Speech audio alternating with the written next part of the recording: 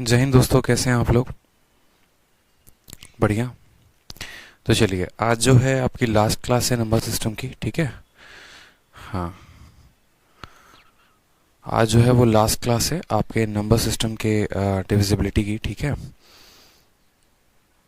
Reminder की last class है मेरे भाई। कैमरा जो है बच्चे कह रहे हैं सिर्फ तिरछे है। अच्छा जी, ये बात है। चलिए देखते हैं। अब ठीक है कैमरा, अब ओके है ना। चलो आ जाओ। तो आज लास्ट क्लास है और आज जितने भी क्वेश्चन हैं उनको हम लोग करेंगे, ठीक है। और इस टॉपिक को हम लोग खत्म करेंगे क्योंकि नंबर सिस्टम के एक टॉपिक को हमने बहुत ही खूबसूरत तरीके से कंप्लीट किया है और इसके साथ साथ जो HCF LCM है हमने उनको भी काफ़ी अच्छे से कंप्लीट किया। तो ये हमारी जो लास्ट क्लास होगी इसमें हम सभी क्वेश्चंस को देखते हैं, एक बार आइए, ठीक है।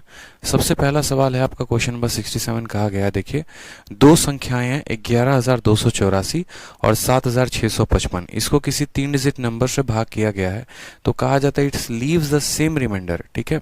तो वो 3 डिजिट का नंबर क्या है। जैसा कि आपको पता है HCF LCM में हमने आपको ये क्वेश्चन पढ़ाया था, तभी हमने आपको ये सवाल करवाया कि जब कोई संख्या, जैसे मानो 2 नंबर, ठीक है, जब इनमें से कोई भी संख्या इसको भी विभाजित करती है, इसको भी विभाजित करती है, तो वो संख्या पक्का इनका HCF होगा, ठीक है, हाईएस्ट कॉमन फैक्टर होगा। समझ में आ गया। 2 number this and this are divided by a 3 digit number, तो इनमें से कोई भी एक संख्या से डिवाइड होने पे रिमाइंडर सेम दे तो वो इसका क्या होगा, तो वो इसका कहीं ना कहीं जो है HCF होगा। HCF निकालने का एक और तरीका क्या होता है, वो एक और तरीका ये होता है कि इन दोनों का डिफरेंस देखो, इनका जो डिफरेंस आएगा संख्या या तो वो खुद होगी, नहीं तो उसका कोई फैक्टर होगी। तो हमने कहा ठीक है, यहाँ पर हम देखते हैं क्या हो सकता है क्या नहीं। 11,284 में से अगर हम 7,655 को घटाते हैं, 14 से 5 आपका 9 आ जाएगा, 7 से 5 आपका 2 आ जाएगा, ठीक है, 12 से 6 आपका 6 आ जाएगा, 10 से आपका ये जो 7 है ये आपका 3 आ जाएगा। तो हमने कहा 14, 8, 12, 7, 3, 10, 3,629।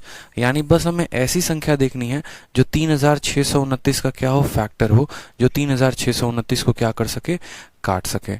तो हमने कहा ठीक है मेरे भाई, यहाँ पर देखो 3,629 जो है वो किससे कटेगा। तो हमने कहा एक बार 199 से चेक करके देख लेते हैं। 199 का जो है दोगुना कितना हो जाएगा, 398, यानी एक ही बार में जाएगा 199। 12 से आपका 9 चला गया तो 3, 15 से 9 चला गया तो 6 हो जाएगा आपका, और 163 आ जाएगा, फिर 9 यहाँ पे। 199 यानी 200 का 7 गुना 1400, लेकिन हमें यहाँ 6 गुना लेना है। 9 छक 54, 5 हाथ में, 9 छक 54 और 5 59 का 9, 5 हाथ में, 6 कम 6 5 11। ये तो कट ही नहीं रहा है, ये कभी कट ही नहीं सकता है। बोला गया 2 number this and this are divided by 3 number leaves the same reminder, मतलब रिमाइंडर हमारा सेम होना चाहिए। तो आप मुझे खुद बताओ यहाँ पर ये कैसे लेंगे, ठीक है, बताओ। संख्या या तो यही होगी, नहीं तो इसका कोई फैक्टर होगा, यानी 199 नहीं हो सकता। तो फिर एक बार काम करो, 199 के जगह पे 191 लेके देखते हैं, 191, ठीक है। या बेसिक मेथड से ही कर ले, चलो जो इसका जो बेसिक मेथड है हम वो देखते हैं, सबसे बड़ी बात है जो इसका बेसिक मेथड है वो देखते हैं। कहा गया है दो संख्याएं हैं, हमारा ये है और हमारा ये है, दोनों को डिवाइड किया गया है 3 अंकों के साथ, तो रिमाइंडर सेम आया है। यानी हमें क्या करना है, इनका HCF निकालना है, सीधी सी बात है। यानी 11,284 कॉमा 7,655, इनका हम क्या निकालेंगे, HCF। HCF निकालने के लिए जो है, जैसे कि मैंने बताया, डिफरेंस मेथड से हम काम ले सकते हैं। इसके अलावा जैसे यहाँ पर आप देखेंगे तो ये मुझे सभी के सभी प्राइम नंबर ही लग रहे हैं, कहीं ना कहीं जैसे आप इसमें कुछ खास कह नहीं सकते, 3 से कोई भी डिविजिबल इसमें है नहीं, ठीक है। तो अगर हम यहाँ पर 11,284 का जो है अगर हम लेते हैं और 7,655 का लेते हैं, तो सीधा हमें बड़ी बड़ी संख्याएं देखनी पड़ेंगी। जैसे मानो कि यहाँ पर 7, 5, 5, 10, 10 से 16, 16 और 7, 23, हमारा 3 से होगा नहीं, 4 से नहीं होगा, 5 से जो है ये भी नहीं होगा, 6 से अगर हम देखें तो भी नहीं होगा, 7 से 7 9 63 नहीं होगा, 8 से, ऐसे कर करके बड़ी संख्याओं से हमें देखना पड़ेगा मेरे भाई। इनका क्या करना पड़ेगा, बड़ी संख्याओं से हमें देखना पड़ेगा कि ये किससे विभाजित होंगे, ये किससे विभाजित होंगे। बिल्कुल देखिए एक बार आप लोग,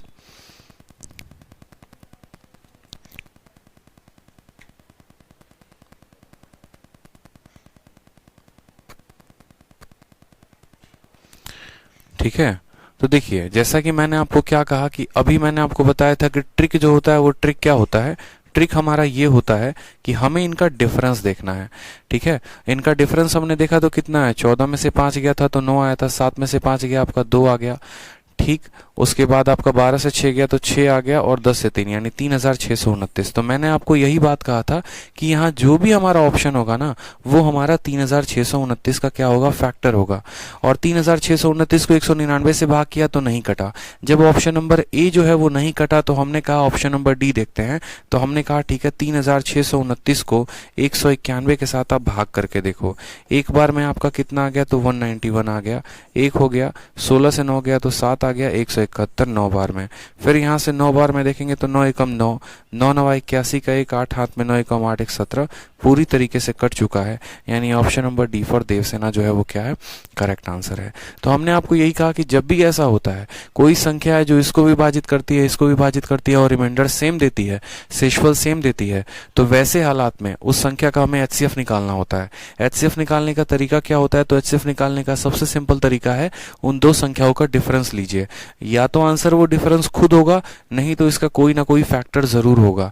तो हमने क्या किया, इसको देखा कि कौन से ऑप्शन से ये डिवाइड हो रहा है। तो ये ऑप्शन नंबर डी से डिवाइड हो गया, यानी इसका करेक्ट आंसर कितना है, ऑप्शन नंबर जो डी है वो करेक्ट आंसर है। ठीक है, आ जाओ नेक्स्ट देखो, क्वेश्चन नंबर 68 कहा गया है ए नाम की कोई संख्या है जो 228 को भाग करने पर 18 का रिमाइंडर देती है, तो ए का सबसे बड़ा 2 डिजिट का मान क्या होगा। आप मुझे खुद बताइए, जैसे मानिए कि मैंने 17 को 5 से भाग किया है तो मेरा रिमाइंडर कितना आ रहा है, 2 आ रहा है। अगर मुझे पता करना हो कि ये कौन सी, या 17 को मैंने मानो ए नाम की संख्या से भाग किया है, मेरा रिमाइंडर 2 आ रहा है, तो ए के क्या क्या मान संभव है। तो आप बोलेंगे उस संख्या में से उस रिमाइंडर को घटा दो, 17 में से 2 को घटा दो 15, यानी ए या तो 15 हो सकता है, नहीं तो 15 का कोई भी फैक्टर हो सकता है। उसी तरीके से कभी भी यहाँ पर तो बोला गया कि देखो भैया 228 है, इसको किसने भाग किया है, इसको ए ने भाग किया है, और रिमाइंडर कितना आया, 18 आया है। तो हमें क्या करना है, 228 में से 18 को भाग कर देना है, तो हमारा आ जाएगा 210।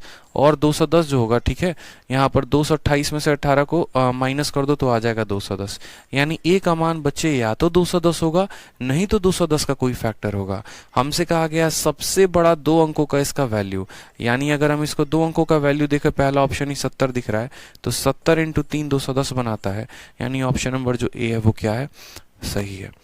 ठीक है, 30 × 7 भी होगा, लेकिन 70 × 3 भी होगा। ठीक है सर, आपकी ट्रिक्स टू द पॉइंट किए जा रही हैं यूट्यूब पर। कौन कर रहा है मेरे भाई टू द पॉइंट यूट्यूब पर, बताओ। तो इस संख्या को a से डिवाइड करने पर 18 आया, इसका मतलब जो है हमने यहाँ पर क्या देखा, हमने यहाँ पर ये देखा कि जो a है ये 210 होगा, या 210 का कोई फैक्टर। 210 का सबसे बड़ा वाला 2 अंकों का जो फैक्टर है वो कौन है, 70 है। तो ऑप्शन नंबर ए जो है वो करेक्ट आंसर है। ठीक है, आ जाइए नेक्स्ट क्वेश्चन देखिए, क्वेश्चन नंबर 69 बोला गया है कि इतना बड़ा संख्या को डिवाइड किया गया एक सर्टेन नंबर के साथ, एक फिक्स संख्या के साथ, और डिवाइड करने के बाद, ठीक है, while dividing the number this appear as 3 successive reminder. तो बोला गया है डिवाइजर क्या होगा। बड़ा शानदार क्वेश्चन है, बहुत ही शानदार क्वेश्चन है, और ये जो सवाल है ना, ये लॉन्ग डिवीजन मेथड से बनने वाला क्वेश्चन है। ठीक है, इसको हम लॉन्ग डिवीजन मेथड से बना सकते हैं। अब इसमें अगर आप देखेंगे ना, तो आपको अगर नॉर्मल तरीके से जाओगे तो बहुत लंबा समय आपको लग सकता है, लेकिन मैं आपको कुछ ट्रिक बताऊंगा यहाँ पर, उसके आधार पर आप जाएंगे तो आप इस सवाल को काफी आसानी से बना सकते हैं।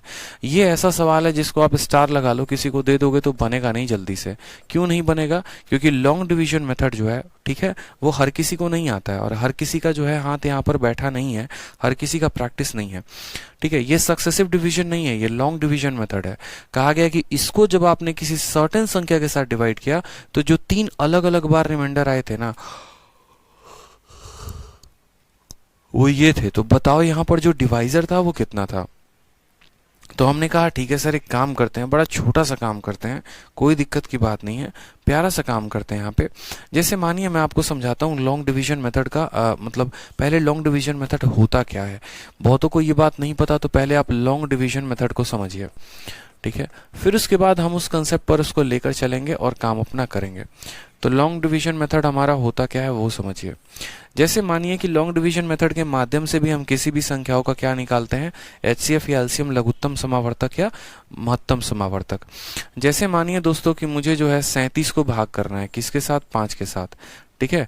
37 को मुझे भाग करना है 5 के साथ, तो लॉन्ग डिवीजन मेथड से कैसे होगा वो देखो। 5 का 7 गुना कितना आ जाएगा, 35 आ जाएगा। यहाँ शेषफल कितना बचेगा, 2। फिर ये जो 2 है ना, फिर वापस से इस 5 को भाग करेगा, ठीक है। 2 अब इसके डिवाइजर को भाग करता है, तो 2 का 2 गुना कितना हो जाएगा, 4 हो जाएगा। रिमाइंडर कितना आ जाएगा, 1 आ जाएगा। फिर अब 1 जो है ना, ये वापस से इसके डिवाइजर को भाग करता है, तो 1 का 2 गुना जो है वो 2 हो जाएगा, और यहाँ रिमाइंडर कितना आएगा, 0। तो यही आपसे कहा गया है, ठीक है। ये तो होता है एक हमारा लॉन्ग डिवीजन मेथड। क्लियर है ये बात, यहाँ पे क्या हो गया, लॉन्ग डिवीजन मेथड।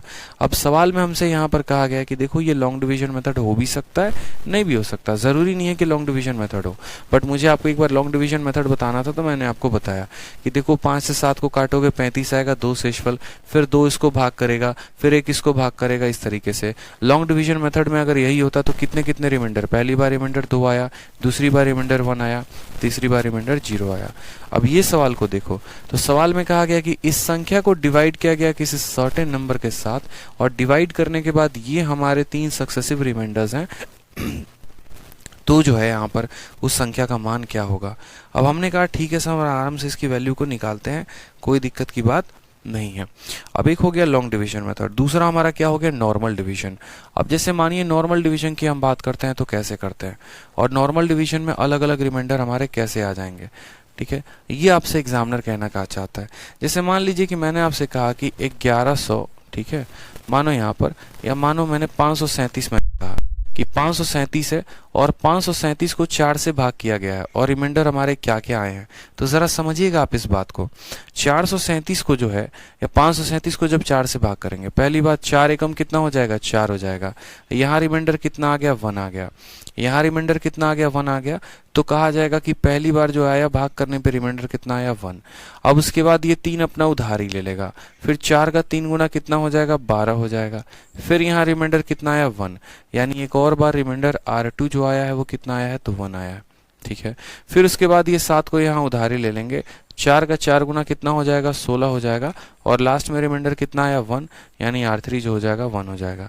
तो सेम अगर हम यहाँ पर क्या करें, अगर हम इस संख्या को अब यहाँ से गायब कर दें, ठीक है, अगर मानो यही सवाल अब मुझे पूछना हो, सेम यही सवाल मुझे आपसे पूछना हो, थोड़ा सा हटकर भी नहीं, सेम मुझे यही क्वेश्चन आपसे पूछना हो, और मैं आपसे पूछूं कि देखो भैया बात ऐसी है, सिंपल समझना मेरी बात को, बात ऐसी है यहाँ पर कि मैंने क्या किया कि किसी संख्या को मैंने जो है x से भाग किया है, मुझे नहीं पता क्वोशिएंट क्या है, बस मुझे ये पता है कि ये जो 3 है ना, ये तीनों के तीनों उसके रिमाइंडर है, ये तीनों के तीनों क्या है, इसके रिमाइंडर है। तो बताओ हमने इसको भाग किससे किया था, ठीक। पहली बार हमने क्या किया, भाग करते चले गए, रिमाइंडर आता चला गया। एग्जामिनर यही काम आपके साथ कर रहा है। उसने क्या किया है, उसने इस संख्या को छुपा दिया है, उसने इस संख्या को छुपा दिया है, और सिर्फ आपको कहा है कि ये 3 रिमाइंडर आपको प्राप्त हुए हैं, तो आप मुझे बताइए कि संख्या क्या रही होगी। तो हमने कहा ठीक है, एक काम करते हैं, हम समझते हैं। सबसे पहले यहाँ पर रिमाइंडर पहली बार कितना आया है, 1 आया है।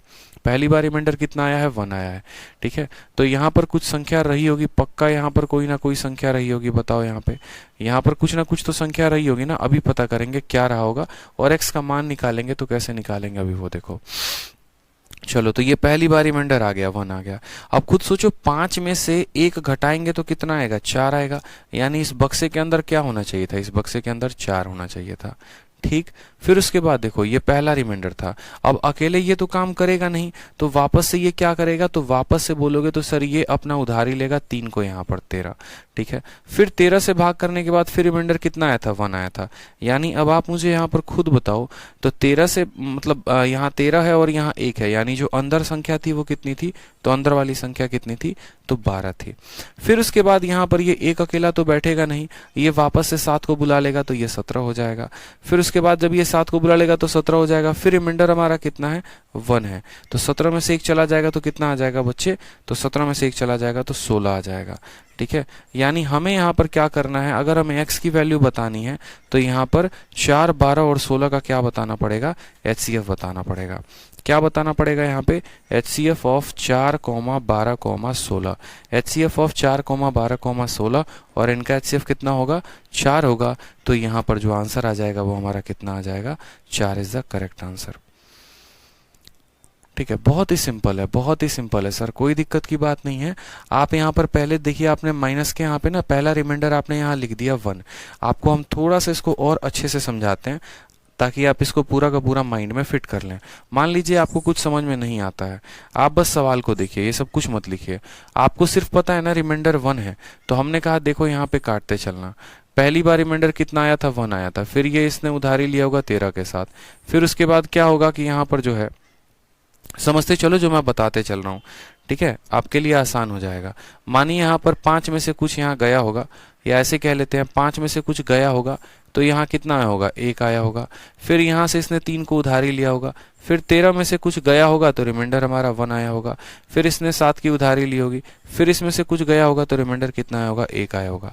आप सीधा का सीधा ऐसे लिख लिया करो, मैं आपको यही बात कह रहा हूँ कि आप ऐसे समझो 5 में से कुछ गया होगा तो 1 आया होगा, फिर एक ही संख्या को यहाँ पर ले सकता है यानी 13।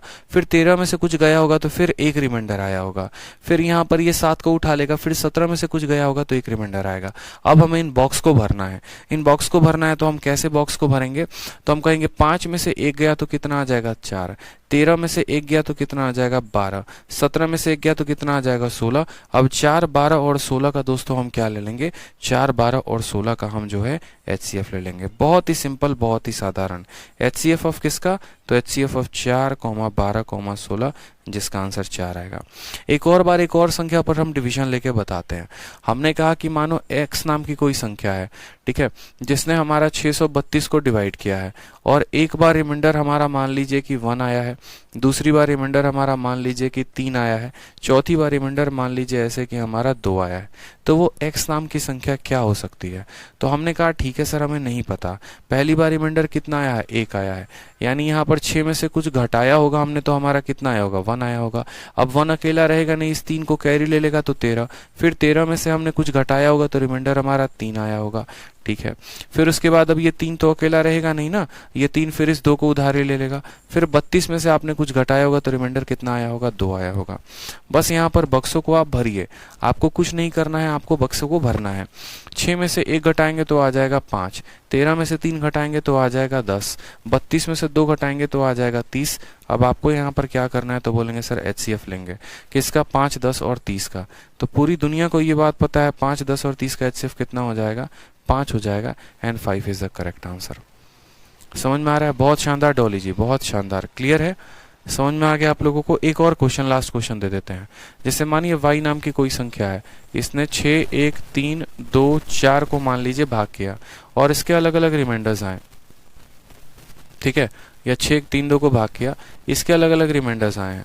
पहला रिमाइंडर 1 आया है, दूसरा रिमाइंडर इसका 2 आया है, तीसरा रिमाइंडर इसका मान लीजिए 3 आया है, चौथा रिमाइंडर मैं कहता हूं मान लीजिए 4 आया है, ठीक है। हमने कहा संख्या पता करो क्या होगा, ठीक है, हमने कहा संख्या पता करो क्या होगा। हमने कहा देखो कोई बात नहीं, यहाँ पे सबसे पहले पहला रिमाइंडर कितना आया है, 1 आया है, तो 6 में से कुछ घटा होगा तो 1 आया होगा। फिर 1 इस 1 को उधारी लेगा, फिर 11 में से कुछ घटा होगा मेरे भाई तो 2 आया होगा, फिर 2 इस 3 का उधारी लेगा 23, फिर 23 में से कुछ घटा होगा तो हमारा 3 आया होगा, फिर 3 इस 2 का उधारी लेगा 32, फिर 32 में से कुछ घटा होगा तो कितना आया होगा, 4 आया होगा। आप ऐसे लिखते चलो बस। उसके बाद क्या करो, इनके जगह पे इनके रिक्त स्थानों को भरो। 6 में से 1 चला गया तो कितना आ गया, 5, 11 से 2 चला गया तो 9, 23 में से 3 चला गया तो आ गया आपका 20, ठीक है। फिर 32 से 4 चला गया तो कितना आ गया, 28 आ गया। समझ में आ गया बात। 6 से 1 गया 5, 11 से 2 गया 9, 23 से 3 गया इतना। अब हमें जो एलसीएम लेना है वो कितना लेना है, 5 का, 9 का, 20 का और 28 का। क्या लेना है दोस्तों हमें, तो HCF लेना है। क्या इनके में कोई कॉमन फैक्टर है, नहीं है, यानी आंसर कितना होगा, 1 होगा, ठीक है। आंसर कितना होगा, 1 होगा, कि इनके बीच में कोई कॉमन फैक्टर नहीं है। जब कोई कॉमन फैक्टर नहीं है तो मतलब आंसर क्या है, वो 1 है। तो जो हमारा क्वेश्चन अब हमसे पूछा गया वो अच्छा लेवल का क्वेश्चन है, नया क्वेश्चन है, जीमैट का क्वेश्चन है, कैट लेवल का क्वेश्चन है ये, और ये क्वेश्चन आपसे पूछा गया है, पेपर में आ सकता है, ध्यान रखें यहाँ पे, ठीक है। तो हमने कहा न्यू बैच कब आ रहा है, न्यू बैच सीजीएल के कंप्लीट होते ही नया बैच आ रहा है। जैसे सीजीएल का परीक्षा अभी आपका प्री का खत्म होगा वैसे नया बैच आएगा नेक्स्ट ईयर के लिए। ठीक है, तो सवाल में हमसे कहा गया सेम, इतना को डिवाइड किया गया है, यानी 6 4 3 2 9, इसको डिवाइड किया गया मान लीजिए x के साथ, और उसके बाद डिवाइड करने के बाद रिमाइंडर क्या आया है, तो 175। तो आप ऐसे समझ लो यहाँ पे कि इसमें से जो है कुछ भाग किया गया, इसमें से माइनस किया गया होगा तो कितना आया होगा 175। फिर 175 यहाँ से 2 को उधारी लेगा, फिर उसमें से हमने कुछ घटाया होगा तो हमारा कितना होगा 114 करके, फिर 114 ने इस 9 से उधारी ली होगी, फिर इसमें से हमने कुछ घटाया होगा तो लास्ट में हमारा कितना होगा 213 आया होगा। कितना आया होगा 213 आया होगा। समझ में आ गया बात यहाँ पे।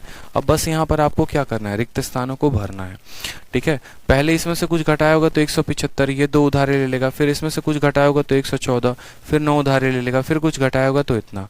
अब 643 में से 175 घटाओ, 13 में से 5 गया तो आपका 8 आ जाएगा।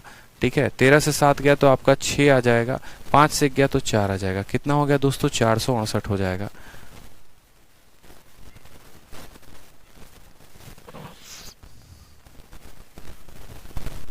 फिर 1752 में से आप 114 को घटा दो, 12 से 4 गया तो आपका 8 आ जाएगा। ठीक है, 4 से गया तो आपका 3 आ जाएगा, और यहाँ पर साथ में इसको थोड़ा सा है ना मिटा देते हैं, इसको मिटा देते हैं ताकि लिखना आसान होगा। तो 12 से 4 गया तो आपका 8 आ गया। ठीक है, 4 से आपका 1 गया तो 3 आ गया, 17 से गया 16 आ गया। देखो यहाँ 8 4 12, 3 1 4 1 5, 16 1 17। फिर यहाँ देखेंगे आप तो बोलेंगे सर देखो 1149, पूरा का पूरा 1149 में से आप इसको घटा के देखो, पूरा का पूरा 1149 से घटा के देखो, 9 से आपका 3 चला गया तो कितना आएगा, यहाँ इसको हटा देते हैं। ठीक है, आपका 9 से 3 चला गया तो आपका 6 आ जाएगा, 4 से गया तो 3 आएगा, 11 से 2 गया तो 9 आएगा। यानी अब हमें जो HCF निकालना है वो किनका निकालना है, तो जो जो संख्याएं काले अंकों से लिखी गई हैं, यानी यहाँ पर 468, 1638, 936, हमें इन सब का क्या निकालना है, HCF निकालना है। सबसे छोटी वाली संख्या होगी, नहीं तो इसका कोई फैक्टर होगा। 468 का फैक्टर 234 मुझे यहाँ दिख रहा है, ऑप्शन नंबर जो सी है वो करेक्ट आंसर है।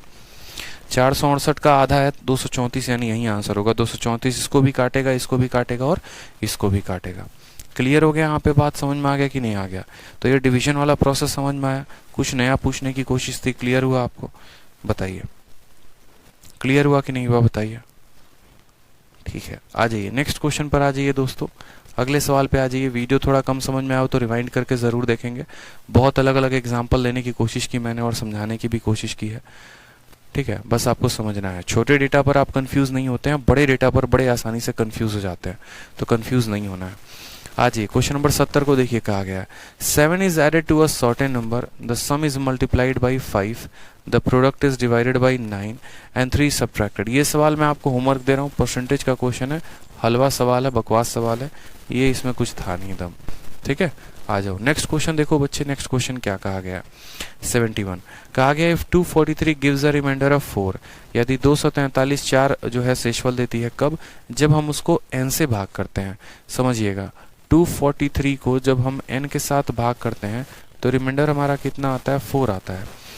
ठीक है, what will be the reminder, what will be the reminder जब हम 482 को डिवाइड करें इस n के दोगुने के साथ, यानी 2n के साथ, assuming that quotient in both the cases is same. ठीक है, जो यहाँ पर कोशेंट आएगा वही यहाँ पर भी कोशेंट आएगा, कोशेंट हमारा सेम होगा, तो बताओ यहाँ रिमाइंडर कितना होगा। कोशेंट अगर सेम होगा तो मानो यहाँ रिमाइंडर कितना होगा। अब एक काम करते हैं मेरे भाई, ठीक है, मान लेते हैं सबसे पहले यहीं पर कि हमने किसी संख्या को n से भाग किया और हमारा जो है रिमाइंडर कितना आ गया, तो रिमाइंडर हमारा 4 आ गया। यानी इस n का जो मान होगा इसमें से इसके रिमाइंडर को घटा देंगे तो आ जाएगा 243 में से 4 घटाओ तो बोलोगे 239। यानी यहाँ पर हम कह सकते हैं, यानी यहाँ पर ये हम कह सकते हैं कि जो ये n का मान होगा ना मेरे भाई, या तो 239 होगा, नहीं तो इसका कोई फैक्टर होगा।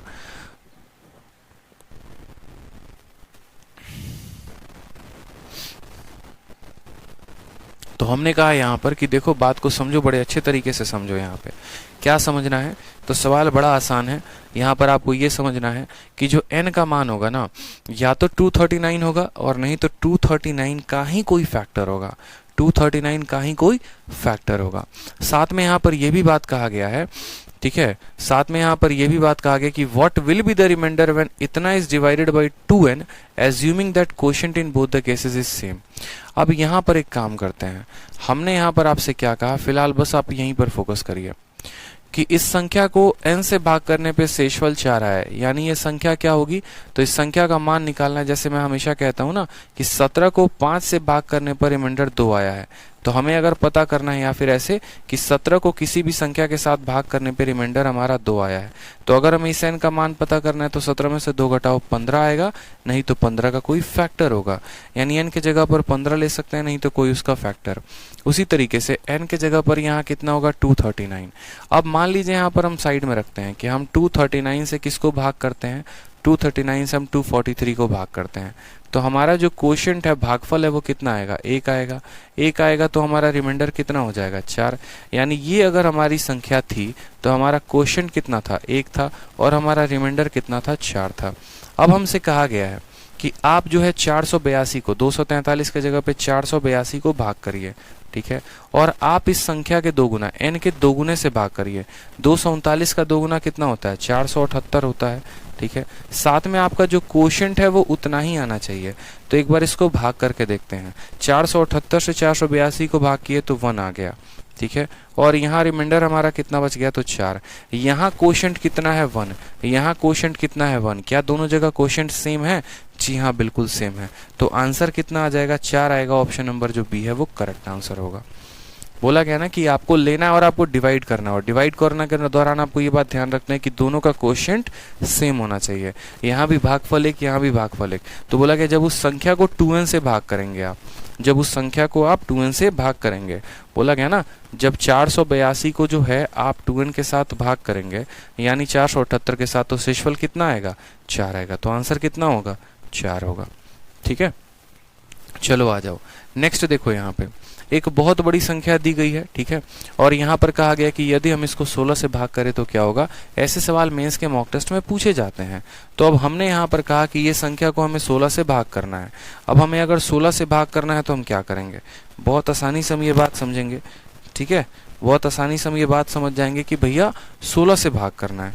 देखो आपको मैंने बहुत बार डिविजिबिलिटी पढ़ाई हुई है, 2 का, 4 का, 8 का, 16 का, और मैंने क्या पढ़ाया है अच्छे से समझना, रूल ऑफ 2 का पावर n, ठीक है, इसको हम कह सकते हैं रूल ऑफ 2 का पावर n, ठीक है, कि अगर 2 का पावर n है ना तो सिर्फ लास्ट डिजिट को ये डिवाइड करेगा। लास्ट डिजिट की डिविजिबिलिटी देखिए, बात खत्म। जैसे मान लीजिए मैंने यहाँ संख्या लिखा 24, 32, 64, 512। अब मैंने मान लीजिए कि यहाँ पर लिखा, मैंने कहा इतनी बड़ी संख्या है, चेक करिए कि 2 से कटेगा कि नहीं, तो बस लास्ट के अंक को देख लो। फिर उसी तरीके से यहाँ पर, ठीक है, ये 2 का है। फिर जैसे मानो 4 का नियम चेक करना है, 4 किसका होता है, 2 का पावर 2 होता है, यानी यहाँ पर हमें आखिरी के 2 अंक देखने हैं। अगर आखिरी के 2 अंक जो हैं, अगर आखिरी के 2 अंक, ठीक है, लास्ट के 2 डिजिट हमारे 4 से कट जाएंगे तो पूरी की पूरी संख्या कट जाएगी। यहाँ आखिरी के 2 अंक देखो 12, 12 क्या 4 से कटता है, जी हाँ बिल्कुल कटता है। अगर 12 4 से कटता है इसका मतलब ये पूरी की पूरी संख्या 4 से कट जाएगी। फिर उसके बाद बात आती है 8 की, तो 8 का नियम क्या कहता है, 8 का नियम कहता है 2 का पावर 3, यानी लास्ट के कितने डिजिट, 3 डिजिट। आखिरी के आप 3 डिजिट देखो, 512, 512 8 से कटता है, बिल्कुल। अगर 512 8 से कटता है मतलब ये पूरी की पूरी संख्या 8 से कट जाएगी। यही कहानी आगे तक भी चलती रहेगी। जैसे मानिए मुझे 16 का चेक करना है, तो 16 का चेक करने के लिए मैं 2 के पावर 4 को चेक करूंगा, यानी मैं लास्ट के 4 अंकों को देखूंगा। आखिरी के 4 अंक अगर मेरे 16 से कट गए तो ठीक है, और अगर नहीं कटे तो कोई दिक्कत की बात नहीं है, ठीक है। समझ में आ गया बात यहाँ पे। तो इस तरीके से हमें रूल ऑफ 2 का पावर n हमें देखना है। चूंकि ये सवाल में कहा गया कि बताओ ये पूरी की पूरी संख्या को अगर हम 16 से भाग करते हैं तो जो है कितना रिमाइंडर आएगा। डिविजिबिलिटी में यही सवाल आपसे पूछा जाता है कि डिविजिबल है कि नहीं, और रिमाइंडर में यही सवाल में पूछा जाता है कि अगर यहाँ भाग करोगे तो रिमाइंडर कितना आएगा। तो हमने कहा कोई बात नहीं, ये जो संख्या चल रही है ये आपको कहीं ना कहीं गिनती है, 1 2 3 4 5 6 7 8 9 10 11 12 करते करते 50 51 52 53 54 55 तक गई हुई है। यानी हमें देखो किसका नियम चेक करना है, 16 का, और 16 का नियम चेक करने के लिए हमें जो है क्या चाहिए होता है, बस लास्ट के 4 अंक चाहिए होते हैं, लास्ट के 4 अंक। यानी यहाँ पर लास्ट के तो 2 अंक हमें पता है, और ये कितना है 55 है, ये कितना है मेरे भाई 55। तो इसके पिछला वाला अंक कितना होगा, वो 54 होगा, सीधी सी बात है। फिर उसके पिछला कितना होगा, 53 होगा। तो जो हमें लास्ट के 4 अंक चाहिए थे वो लास्ट के 4 अंक मिल गए, यानी हम जो है 54 55 को किससे भाग कर देते हैं, 16 से, जो रिमाइंडर आएगा वही आंसर हो जाएगा। 16 का 3 गुना कितना हो जाएगा, 48, ठीक है। फिर आपका हो जाएगा 65, 16 का 4 गुना हो जाएगा 64, फिर आपका आ जाएगा 15, एक यहाँ 5 यहाँ, आंसर कितना आएगा 15। Option number B for Baahubali, बात खत्म, ठीक है।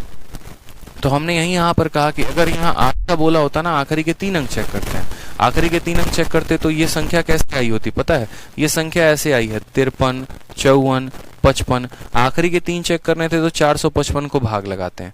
16 का चेक करना था तो आखिरी के 4 अंक हम डिवाइड करेंगे, यानी 54 55 को डिवाइड करेंगे। 54 55 को 16 से डिवाइड के रिमाइंडर कितना है 15, वही हमारा आंसर है, ठीक है। तो पावर जितना होगा उतना ही डिजिट हम चेक करेंगे। पावर अगर यहाँ पर मानो 2 का पावर, और ये रूल ऑफ 2 का पावर n में नहीं, रूल ऑफ 5 के पावर में भी लगेगा। 5 का पावर वाला भी सिस्टम यही होता है, ठीक है। अगर यहाँ पर 5 का पावर 1 रहेगा तो लास्ट डिजिट, 5 का पावर 2 रहेगा तो लास्ट के 2 अंक, 5 का पावर 3 रहेगा तो इसमें, यानी ये रूल ऑफ 2 का पावर n और 5 का पावर n जो है वो क्या है, सेम है। क्लियर है बच्चे, दाऊद शेख, बहुत शानदार आंसर आ रहा है सभी का। कितना है, तो 15 जो है वो करेक्ट आंसर है। आ जाइए नेक्स्ट क्वेश्चन देखिए आप लोग, क्वेश्चन नंबर 73, बहुत ही प्यारा क्वेश्चन है। क्या बोला गया, बोला गया 3 संख्याएं हैं 1 2 और 3, सबको डिवाइड किया गया है 3 अंकों के संख्या के साथ, तो एक कांस्टेंट रिमाइंडर आता है, n का मान क्या हो सकता है। वापस से मैंने आपसे क्या कहा, वापस से मैंने आपसे कहा कि हमने ये सभी सवाल HCF से में करवा दिए हैं कि कोई एक फिक्स संख्या जो इन तीनों को काटे, जो इन तीनों को काटेगी यानी वो इनका HCF होगी, ठीक है। एक फिक्स संख्या जो तीनों को डिवाइड करने पर सेम रिमाइंडर दे, यानी वो फिक्स संख्या HCF होगी। और HCF निकालने का तरीका क्या होता है, आप इसका डिफरेंस निकालो, इसका डिफरेंस निकालो और उन डिफरेंस का HCF निकाल दो, वही हमारा आंसर होगा। तो ये सवाल भी आप लोगों के लिए होमवर्क, ठीक है। अब तक मैंने सारे सवाल करवाए हैं, बट अब जो सवाल रिपीट हो रहे हैं बार बार, तो मुझे लगता है ये सब सवाल आप लोग कर सकते हैं। आप करेंगे तो ज्यादा अच्छे समझ में आएगा, तो इसको आप करेंगे, ठीक। आ जाइए नेक्स्ट क्वेश्चन देखिए, क्वेश्चन नंबर 74, ठीक है। 74 जो है अभी यहाँ पर देखो क्या बोला गया है, बोला गया है कि Ritwik made a mistake of dividing a particular number by 11। Ritwik ने गलती क्या की है, ऋत्विक ने यहाँ पर गलती ये की है कि किसी संख्या को उसने जो है 11 से भाग कर दिया है, और किससे भाग करना था, तो 9 से भाग करना था। इससे ये क्या महसूस हुआ, it was observe that a reminder has increased by 4। पहले हमारा जो शेषफल आ रहा था और अब जो हमारा शेषफल आ रहा है उसमें 4 का अंतर है। If the 2 questions differ by 2, the number कितना होगा, ठीक है। हलवा है सब, ये कर लूंगा सर, बिल्कुल। ये भी जो है अर्चना कहती है वॉइस ठीक नहीं है, वॉइस कैसे ठीक नहीं है अर्चना जी, इतनी बढ़िया साउंड आ रही है, बताइए, ठीक है। तो ये भी सवाल आप लोगों को क्या करना है, ट्राई करना है। ये सवाल भी हलवा है, कोई दिक्कत की बात नहीं है, आप इसको ट्राई जरूर करेंगे घर पे, ठीक है। आ जाइए नेक्स्ट क्वेश्चन देखिए, 75 नंबर क्वेश्चन। ये एक ढंग का क्वेश्चन है और आपके पेपर में बहुत बार पूछा जाता है। अब ऐसे सवाल जो आपके पेपर में पूछे जाएंगे तो क्या करना है, छोड़ के जाना है, बनाना है, बिल्कुल बनाना है। और ऐसे सवाल आपके परम्यूटेशन कॉम्बिनेशन के मैंने यूनिट डिजिट में ही पढ़ा रखे थे थोड़ा बहुत, अब आवश्यकता यहाँ पर भी है तो यहाँ पर भी पढ़ लेते हैं कि यहाँ पर देखो 1 फैक्टोरियल, 2 फैक्टोरियल, 3 फैक्टोरियल, 4 फैक्टोरियल, ऐसे करते करते करते करते 120 फैक्टोरियल हैं, उनको हमें जो है 15 से डिवाइड करना है, तो रिमाइंडर क्या होगा। अब यहाँ पर जो है इन सभी सवाल को करने के लिए हमें जो है छोटा सा बात समझना पड़ेगा कि पहले फैक्टोरियल होता क्या है। क्योंकि मैंने आपको फैक्टोरियल जो है बहुत अच्छे से पढ़ा रखा है यूनिट डिजिट में, बट फिर भी दोबारा से हम आपको बता देते हैं। फैक्टोरियल का मतलब जो होता है ना, अगर हम a फैक्टोरियल लिखते हैं तो इसको या तो लिखते हैं हम 1 फैक्टोरियल ऐसे, या फिर हम इसको जो है इसको लिखने के तरीके ऐसे भी कह सकते हैं, ठीक है। अगर किसी संख्या का हम फैक्टोरियल लिख रहे हैं 5 फैक्टोरियल, तो इसका मतलब होता है कि हम उसको 5 से लेकर 1 तक का गुना लगा रहे हैं, 5 × 4 × 3 × 2 × 1। ये होता है मेरे भाई 1 फैक्टोरियल, कि मतलब जहां से शुरू हुआ वहां से उसको गुना करते करते 1 तक आना है, ठीक है। 7 फैक्टोरियल अगर हमने लिखा है तो इसका मतलब 7 से लेकर 6 से लेकर 5 4 3 2 1 तक ऐसे चलकर ये आएगा। इसी को हम क्या कहते हैं, फैक्टोरियल कहते हैं। समझ में आ गया बात। यहाँ पे फैक्टोरियल में 2 तरह के प्रश्न पूछे जाते हैं, एक सम के ऊपर पूछा जाता है, एक मल्टीप्लाई के ऊपर। रिमाइंडर में जो क्वेश्चन बनता है वो सम के ऊपर ही क्वेश्चन बनता है। और सम में क्वेश्चन कैसे पूछा जाएगा बच्चे, जैसे मान लो कि कल के दिन मैंने आपसे ये पूछ दिया कि 1 फैक्टोरियल को प्लस 2 फैक्टोरियल को प्लस यहाँ 3 फैक्टोरियल को प्लस 4 फैक्टोरियल को मान लीजिए कि हम किससे भाग करना चाहते हैं, 3 से भाग करेंगे, तो हमारा जो रिमाइंडर है वो कितना आएगा। ठीक है, अब आप इसको दो तरीके से कर सकते हैं। एक तरीका तो आपका ये हो सकता है कि आप इसको बेसिक से कर लो, ठीक है, और दूसरा मतलब सबको अलग अलग स्प्लिट करके, और नहीं तो आप इसको ऐसे कर लो कि सब समझने की बात है सर। 1 फैक्टोरियल का मतलब होता है 1, 2 फैक्टोरियल का मतलब कितना होता है, 2 होता है। ठीक है, 3 फैक्टोरियल का मतलब होता है 1 इंटू 2 इंटू 3 होता है। जो जो लिख रहा हूँ बस अभी देखते चलो। 4 फैक्टोरियल का मतलब क्या होता है, 1 से लेकर कहाँ तक जाना है हमें दोस्तों, 4 तक जाना है। 3 से भाग करना है तो पहला वाला भी 3 से भाग, ये भी आपका 3 से भाग, ये भी आपका 3 से भाग, ये भी आपका 3 से भाग। अभी हम आपको बस समझाने के लिए लिख रहे हैं, ठीक है, ताकि आप समझिए। अब मुझे यहाँ बताइए, यदि आप 1 को 3 से भाग करेंगे तो रिमाइंडर कितना आएगा, 1 आएगा। यदि आप 2 को 3 से भाग करेंगे तो रिमाइंडर कितना आएगा, 2 आएगा। ठीक है, यदि आप यहाँ पर इसको 3 से भाग करेंगे तो 3 को तो काट देगा, मतलब यहाँ रिमाइंडर कितना आना है, 0। यहाँ आप 3 से भाग करेंगे तो रिमाइंडर कितना आएगा, 0। यानी इसके बाद अब जहां तक हम जाएंगे हर जगह हमें रिमाइंडर कितना मिलेगा, हर जगह हमें रिमाइंडर 0 ही मिलने वाला है। यानी अगर यहाँ 5 फैक्टोरियल भी आगे प्लस में होता, उसको भी हम 3 से भाग करते तो रिमाइंडर 0 आता। 6 फैक्टोरियल भी आगे होता, उसको भी हम 3 से भाग करते तो रिमाइंडर 0 आता।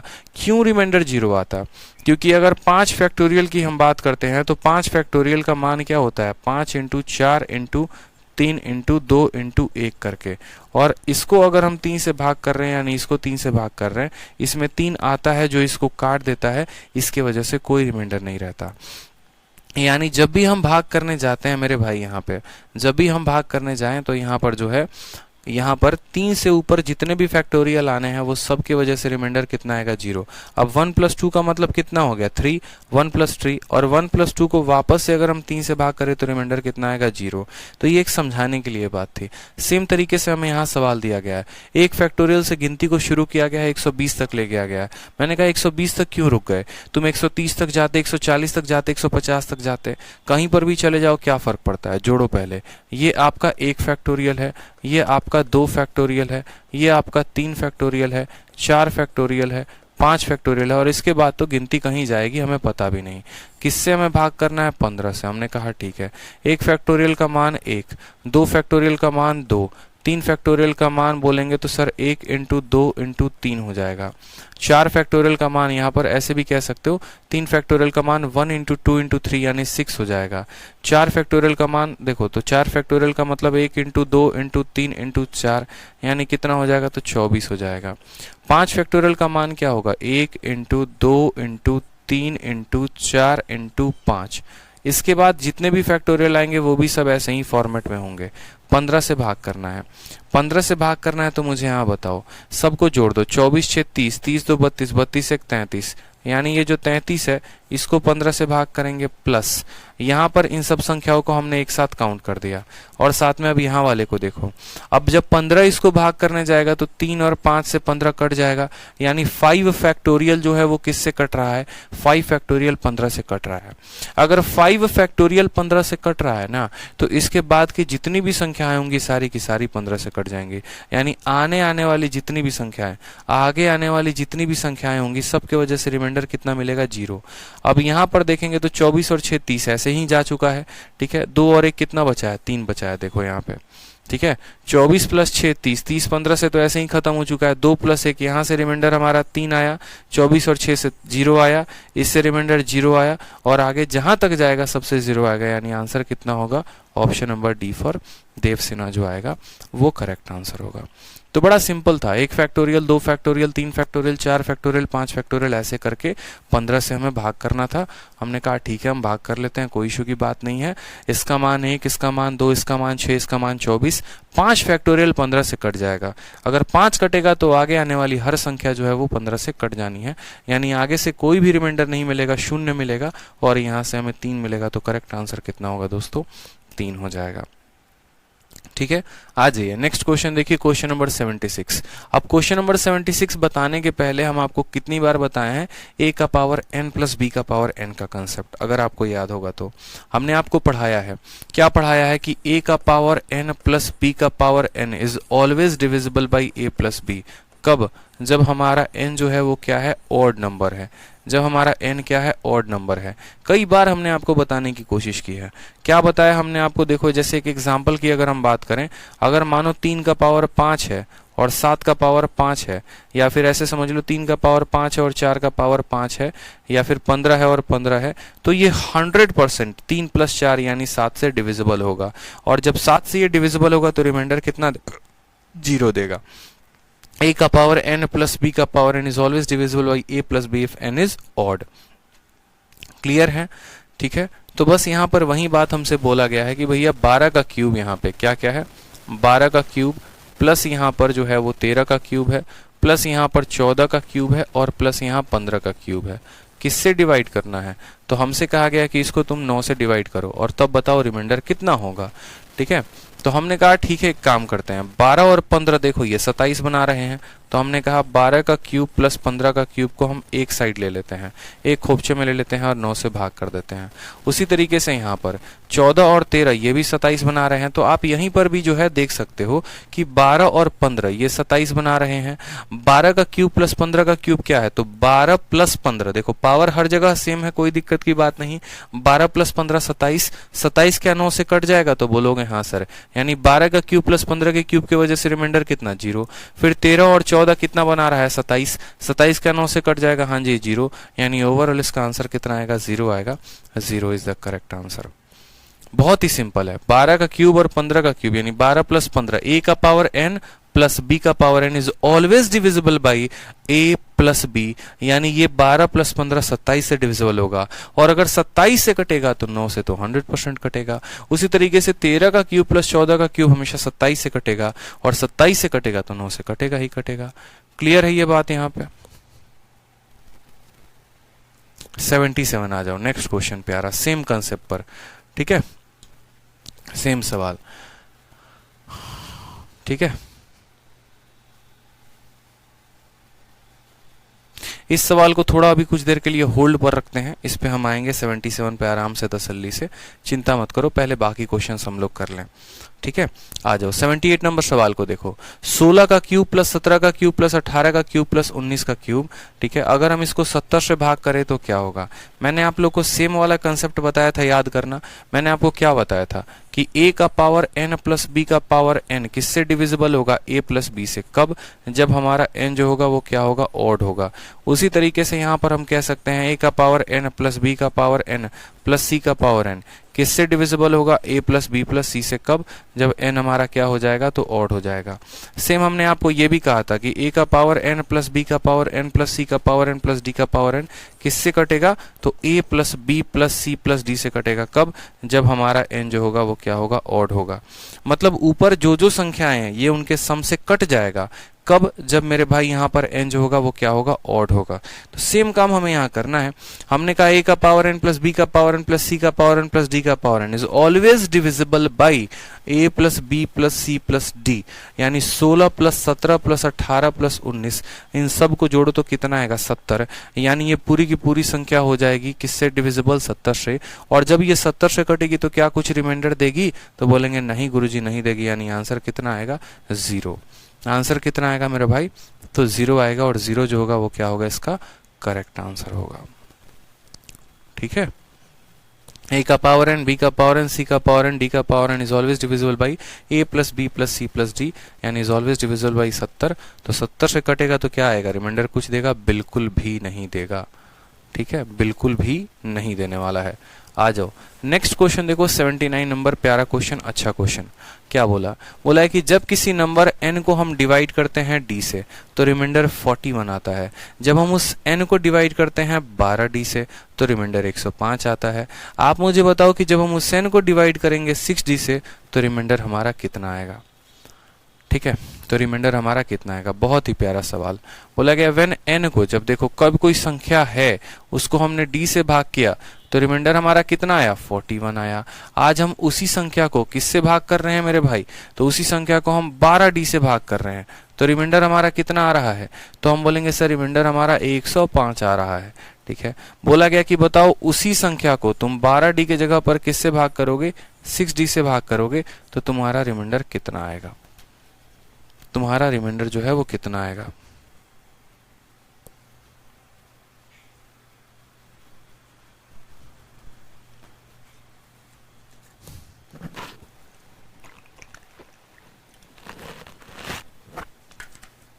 डॉली पूछती हैं कि सर आपने इतना जल्दी ऐड ऐसे यहाँ कैसे कर लिया। डॉली जी देखिए, इसके पास भी 16 है, इसके पास भी 16 है, इसके पास भी 16 है, इसके पास भी 16 है, तो मुझे साफ समझ में आ गया 16 का 4 गुना 64 होगा। 64 एक 65, 2 67 और प्लस 3 70, हमारा इस तरीके से हमने जोड़ लिया तो आ गया। क्योंकि भैया 16 तो हर किसी के पास है ना, ठीक है, तो इस आधार पर हमने जोड़ लिया कि भैया हमारा जो है 16। या फिर जब भी चार संख्याएं लगातार की होती हैं तो उनका औसत निकाल दिया करो, तो इसका औसत 17 और 18 के बीच में यानी 17.5 होगा, और 17.5 का कितना गुना करना था, 4 गुना। 17.5 का 4 गुना 70 होता है, तो उस तरीके से भी आप कर सकते थे ऐड इनको, ठीक है। चलिए, तो हमसे यहां पर कहा गया है n को जब d से भाग किया तो रिमाइंडर 41 आया, n को जब 12d से भाग किया तो रिमाइंडर 105 आया। आज हम n को 6d से भाग करते हैं तो रिमाइंडर कितना आएगा बताओ।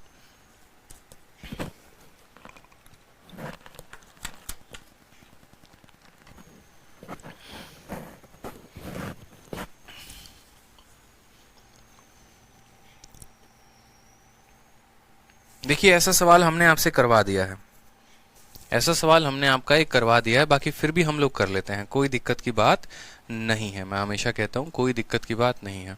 जब आपने n को d से डिवाइड किया तो रिमाइंडर 41 आया, ठीक है। हम यहाँ लिख लेते हैं साइड में, n को जब हमने d से डिवाइड किया तो रिमाइंडर हमारा कितना आया, 41 आया। इसके बाद हमसे कहा गया n को 12d के साथ डिवाइड करना है, n को हमें 12d के साथ डिवाइड करना है, तो रिमाइंडर हमारा कितना आएगा, 105 आया। यही तो बातें बोली गई हैं बस। उसके बाद हमसे कहा गया कि n को आप 6d के साथ डिवाइड करो तो रिमाइंडर कितना आएगा। हमने कहा ठीक है सर, देखते हैं सवाल में क्या कहा गया क्या नहीं।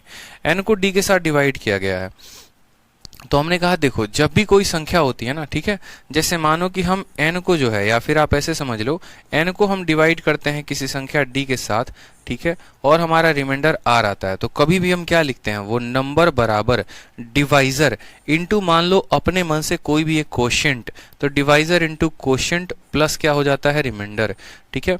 डिविडेंड बराबर क्या होता है, डिविडेंड बराबर divisor into quotient plus reminder, होता है कि नहीं होता है, तो हमने कहा हाँ सर। उसी आधार पर आप क्या कर लीजिए, कोई संख्या मान लीजिए, यानी n जो होगा वो क्या होगा, तो यहाँ पर d इंटू, ठीक है, कोई एक कोशेंट रहा होगा, मान लो dq1 रहा होगा, प्लस कितना हो जाएगा, रिमाइंडर। यहाँ से अगर हम उसी n का मान निकालना चाहें तो यहाँ पर ये कितना हो जाएगा, 12d हो जाएगा, और 12d किसी और कोशेंट के साथ मल्टीप्लाई हुआ होगा, तो हम कह सकते हैं dq2 प्लस कितना हो जाएगा, 105 हो जाएगा। यहाँ पे n दोनों जगह बराबर है तो दोनों जगह बराबर करिए, लेकिन क्या उससे कोई फायदा निकलने वाला है, मुझे ये बताइए, ठीक है, क्या उससे कोई फायदा निकलने वाला है। 79 का C, बहुत बच्चे आंसर दे रहे हैं सर 79 का C होगा, बताओ।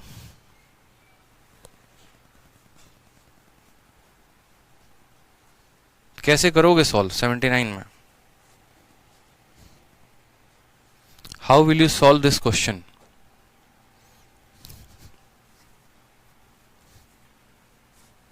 बताओ, अगर हम इसको इस तरीके से लेके जाते हैं जैसे मैंने आपसे कहा कि यहाँ पर, तो यहाँ पर आप देखेंगे ना, बोलेंगे अगर हम इन दो लोगों को बराबर करेंगे, वेरिएबल हमारे पास 3 है, इक्वेशन हमारे पास 2 है, सॉल्व करना मुश्किल है, फिर कैसे करोगे आप उसको डिवाइड,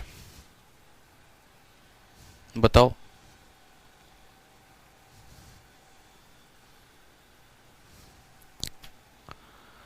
चलो देखो, सॉल्व करके देखते हैं, कोई बात नहीं, इन दोनों को जरा हम बराबर करके देखते हैं, यानी ये भी n की वैल्यू इसके बराबर और n की वैल्यू इसके बराबर, तो हमने कहा क्या ये दोनों आपस में बराबर होंगे, तो आपने कहा जी हाँ ये दोनों आपस में बराबर होंगे।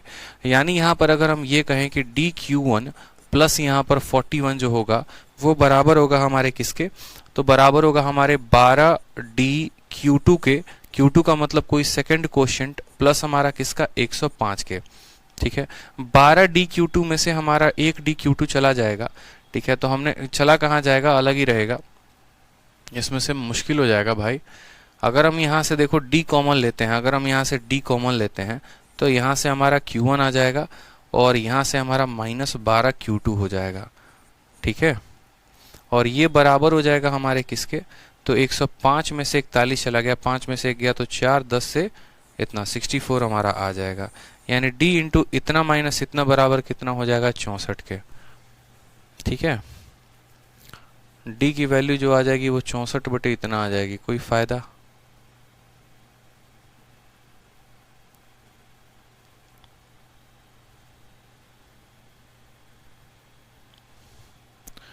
डी की वैल्यू जो आ जाएगी वो इतनी आ जाएगी, एन की वैल्यू हमें चाहिए।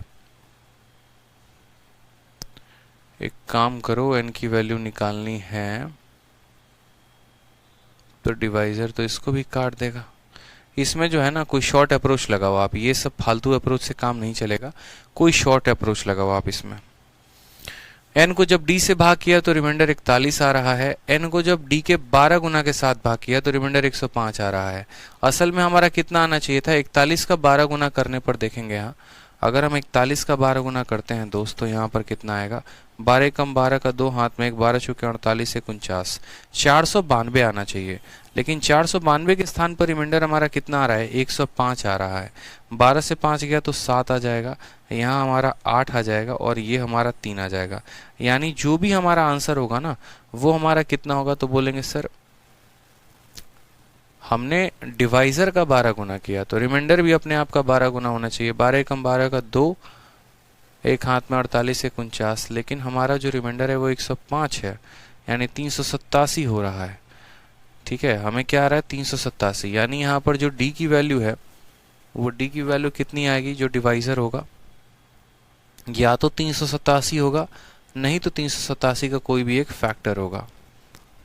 ठीक है, देखिए यहाँ पर आप ऐसे समझिए, मैं आपको थोड़ा आसान समझा देता हूँ, आप ऐसे समझ लीजिए। देखिए थोड़ा सा आसान हम आपको समझा देते हैं, ये सब बातों को छोड़िए। यहाँ पर क्या कहा गया है, ये थोड़ा सा मैं चाइनीज रिमाइंडर थ्योरम लगाने की यहाँ कोशिश कर रहा था, बहुत आसान है समझना, आप ऐसे समझिए। जैसे मानिए किसी संख्या को जो है हमने भाग किया किसके साथ, 2 के साथ, ठीक है, तो हमारा रिमाइंडर कितना आ गया, मान लीजिए 1 आ गया। ठीक, अब हम उस संख्या को क्या करते हैं, इसके 2 गुने के साथ, 4 गुने के साथ, 5 गुने के साथ भाग करते हैं।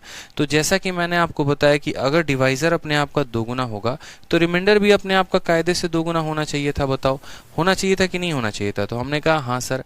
तो यहाँ पर अगर हमने यहाँ पर देखो डिवाइजर को आपने 12 गुना कर दिया है, ठीक है, नंबर को 12 गुना नहीं किया, इनको डिवाइड किया डी से, तो डिवाइजर रिमाइंडर आपका 41 आ रहा है।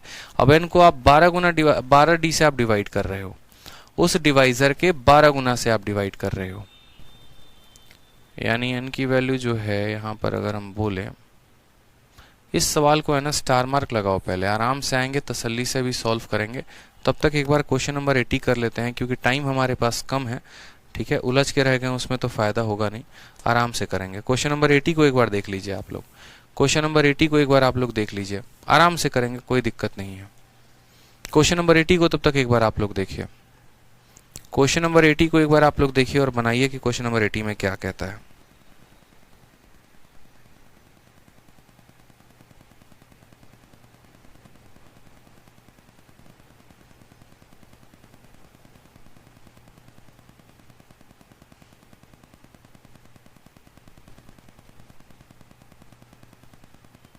क्वेश्चन नंबर 80 को देखिए बच्चों, क्या कहता है।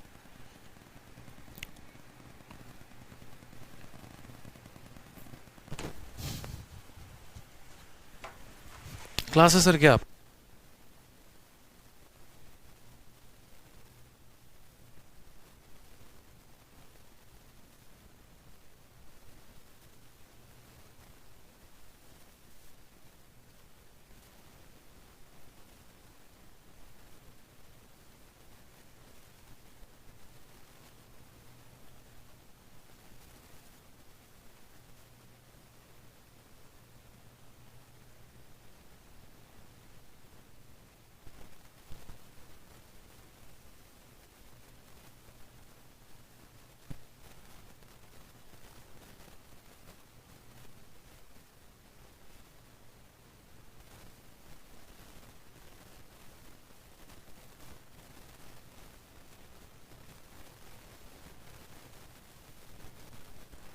बनाइए आप लोग, बनाइए जल्दी से, मैं प्रशांत सर की क्लास को आगे बढ़ा रहा हूँ। अभी प्रशांत सर की क्लास होने की क्लास के इवेंट को मैं चेंज कर रहा हूँ, बनाइए आप लोग।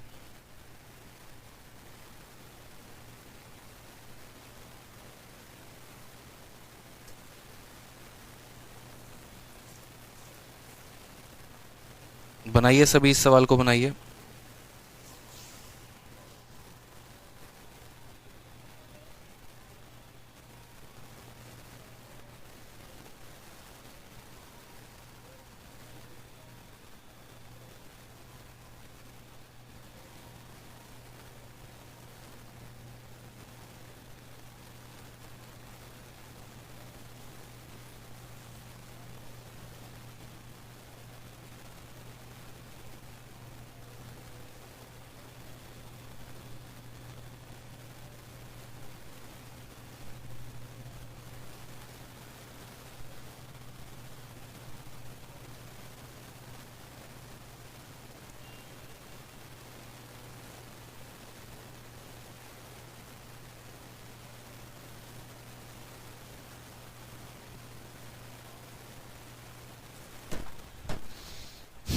बन गया। देखो बहुत आसान क्वेश्चन है, सिंपल क्वेश्चन है, ठीक है। मैं सर की क्लास को आगे थोड़ा सा बढ़ा रहा था।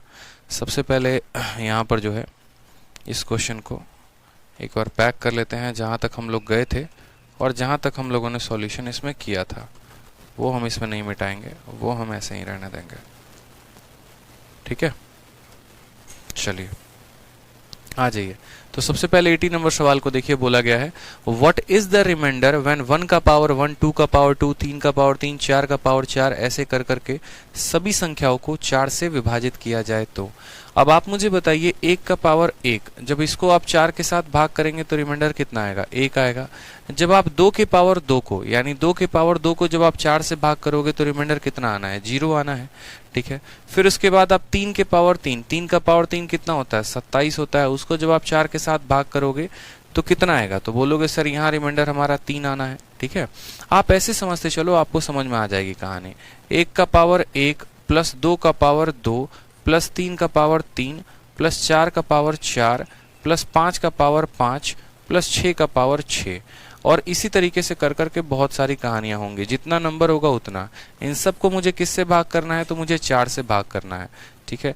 मैंने आपको कहा कि जब 4 इसको भाग करेगा तो रिमाइंडर 1 देगा। जब 4 आपके 2 के पावर 2 को भाग करेगा रिमाइंडर 0 देगा। 3 का क्यूब 27 होता है, 4 उसको भाग करेगा तो रिमाइंडर 3 देगा। 4 अपने आप को भाग करेगा तो रिमाइंडर 0 देगा, ठीक है। 4 यहाँ पर जब भाग करेगा तो रिमाइंडर हमारा 1 देगा। फिर 4 6 वाले को भाग करेगा, 6 के पावर 6 में क्या आ जाएगा? 6 आपका कई बार आएगा, 6 बार आएगा। इसको जब 4 भाग करने जाएगा तो ये कट जाएगा 3 बार में, फिर ये कट जाएगा 3 बार में, यानी यहाँ से रिमाइंडर कितना आएगा? 0 आएगा। फिर यहाँ से अगले वाले से रिमाइंडर कितना आएगा? तो फिर आप 7 वाले में देखोगे ना तो आपको रिमाइंडर 3 मिलेगा। तो असल में क्या हो रहा है? यहाँ पर पेयरिंग हो रहा है, यहाँ पर ट्रिपलेट चल रहा है। और ट्रिपलेट क्या चल रहा है? पहले रिमाइंडर 1 आ रहा है, फिर 0 आ रहा है, फिर 3 आ रहा है, फिर 0 आ रहा है, फिर 1 आ रहा है, फिर 0 आ रहा है, फिर 3 आ रहा है, फिर 0 आ रहा है, ठीक है। ऐसे कर करके हमें रिमाइंडर मिल रहे हैं। 4 जब इसको भाग कर रहा है तो रिमाइंडर 1 आ रहा है। 4 जब इसको भाग कर रहा है 0, 4 जब इसको भाग कर रहा है 3, फिर इसको भाग कर रहा है 0, 1 0 3 0, फिर 1 0 3 0, और ऐसे कर करके हर 4 संख्याओं का जोड़ा बनता चला जा रहा है। टोटल संख्या 100 तक गई है, यानी ऐसे कितने जोड़े बनेंगे? 25 जोड़े। एक और बात, अब इसमें भी आप 4 का भाग लगाओ, इसमें भी आप 4 का भाग लगाओ।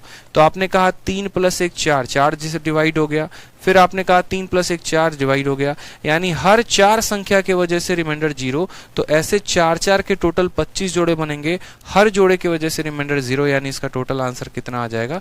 तो इसका टोटल आंसर मेरे भाई 0 आ जाएगा। क्लियर है? टोटल आंसर कितना आ जाएगा? 0 आ जाएगा। तो ये बात हमें ध्यान रखना था। 1 का पावर 1, 2 का पावर 2, 3 का पावर 3, 4 का पावर 4। शुरू के 4 संख्याओं को देखा, उनके चलते रिमाइंडर 0। आगे के 4 देखा, उनके चलते 0। ऐसे 4 संख्याओं को 25 बार देखा, हर बार रिमाइंडर 0, यानी टोटल आंसर कितना आना है? 0 आना है। अब आ जाइए क्वेश्चन नंबर 79 पे। 79 नंबर सवाल में कहा गया कि n नाम के संख्या को d से डिवाइड करने पर रिमाइंडर 41 आ रहा है। n नाम के संख्या को 12d से डिवाइड करने पर रिमाइंडर 105 आ रहा है। उसको 6d से डिवाइड करेंगे तो रिमाइंडर कितना आएगा? मैंने आपसे कहा कि मानिए जब n को आप d से डिवाइड करते हैं तो रिमाइंडर 41 आता है, यानी n की वैल्यू d Q1 + 41 हो गई। मान लेते हैं d डिवाइजर है, ये क्वोशिएंट है, ये रिमाइंडर है। अगर हम उस n को 12d से डिवाइड करते हैं तो रिमाइंडर आता है इतना, यानी नंबर बराबर divisor into quotient plus reminder. इस केस में अगर मान लो यहाँ पर हम QT, यहाँ पर जो डिवाइजर है, जैसे मानो यहाँ क्वोशिएंट है, आप ऐसे क्वोशिएंट को मान सकते हो ना, ए बी क्वोशिएंट का नाम भी दे सकते हो। आप ऐसे कह सकते हो कि सर Q1 ना लेकर आप यहाँ पर चाहे ऐसे भी रहने दो, कोई दिक्कत नहीं। मानो यहाँ पर QT का मान जो है हम 1 ले लेते हैं, कि मानो हो सकता है एक ही बार में इसने डिवाइड कर दिया हो, आसान बनाने के लिए अपनी चीजों को। तो हमने कहा कि अगर हम यहाँ पर QT का मान 1 लेंगे तो ये संख्या हमारी बन जाएगी 12d और प्लस कितना हो जाएगा? 105। मैं आपसे कह नहीं रहा था, मैं चाइनीज रिमाइंडर थ्योरम लगाने की कोशिश कर रहा था। उसमें क्या होता है, थोड़ा सा जो है हमें मान लेकर चलना पड़ता है। तो यहाँ पर QT का मान अगर हम 1 लेंगे तो ये 12d + 105 हो जाएगा, ठीक है। कितना हो जाएगा? 12d + 105, यानी अगर हम QT का मान यहाँ पर इतना लेते हैं तो ये 12d प्लस कितना हो जाएगा? 105 हो जाएगा। तो ये भी हमारा n के बराबर, ये भी हमारा n के बराबर, ये दोनों हमारे आपस में बराबर। अब ये दोनों अगर हमारे आपस में बराबर, तो अगर हम d को यहाँ से कॉमन लेते हैं तो यहाँ कितना बचेगा? Q1 बचेगा, और यहाँ कितना बचेगा? -12 बचेगा। 105 में से हम 41 को घटाते हैं तो 5 से 1 4, हमारा कितना आ जाएगा? 64 आ जाएगा, ठीक है। यानी d का जो मान होगा वो कैसा होगा? तो d का मान होगा 64 बट्टे में Q1 माइनस 12। अब हमें यहाँ पर Q1 के ऐसे मान को लेना पड़ेगा, ठीक है। Q1 के मान को ऐसे लीजिए कि ये 64 को काट दे। तो यहाँ पर सबसे पहली बात Q1 के मान को 12 से ज्यादा लेना पड़ेगा। मानिए 13 लेते हैं, 13 में से 12 गया यानी वो 64, ऐसे नहीं, आप इसको 14 लो, ठीक है। अगर आप Q1 के वैल्यू को 14 ले रहे हो तो 14 में से 12 चला जाएगा, 14 में से 12 चला जाएगा तो कितना होगा 2, 2 64 को बड़े प्यार से काट देगा। यानी Q1 के मान को हम 1 भी ले सकते हैं अगर हम चाहें तो, ठीक है। और यहाँ पर Q1 के मान को हम 13 भी ले सकते हैं, 14 भी ले सकते हैं। हमने कहा हम 14 लेंगे, क्या लेंगे, हम 14 लेंगे। तो यहाँ पर जो n की वैल्यू आ जाएगी वो कितनी आ जाएगी, तो बोलेंगे सर d तो हमें पता नहीं, d इंटू कितना 14 और प्लस कितना हो जाएगा 41, और इसको हमें किससे डिवाइड करना है, 6d से डिवाइड करना है, ठीक है। इसको हमें 6d से डिवाइड करना है, तो 6d यहाँ पर भी है और 6d यहाँ पर भी है। तो 6d जब यहाँ पर भाग करेगा ना, आप देखो आपने संख्या को पता करना है, आपने यहाँ पर Q1 का मान कितना मान लिया, तो आपने कहा सर यहाँ पर, ठीक है, अगर हम 14 मानते हैं तो हो जाएगा, ठीक है। Q की वैल्यू को अगर हम 14 मानते हैं तो हमारा काम बन सकता है कि 14 मानेंगे तो अच्छा, अगर हम Q की वैल्यू को यहाँ पर Q1 की वैल्यू को 14 मानेंगे तो 14 में से आपका जो है 12 यानी 2 चला जाएगा, और 2 मैंने इसको काटेगा तो यानी d की वैल्यू कितनी आ जाएगी, d की वैल्यू हमारी 32 आ जाएगी। d की वैल्यू कितनी आ जाएगी, 32 आ जाएगी। बस यहाँ पर आप उसको मान को रख दीजिए। d के मान को आप कितना रखिए, तो बोलेंगे 32 रखेंगे सर। Q1 के मान को आप वहां पर कितना रखेंगे, 14 रखेंगे, तो 14 रख दीजिए, प्लस 41 रख दीजिए। इसको किससे भाग करिए आप, तो बोलेंगे सर इसको हमें भाग करना है किसके साथ, d के साथ, 32 के साथ। आपका आंसर कितना आना है, 9 आया है। कुछ तो गड़बड़ आ रहा है यार।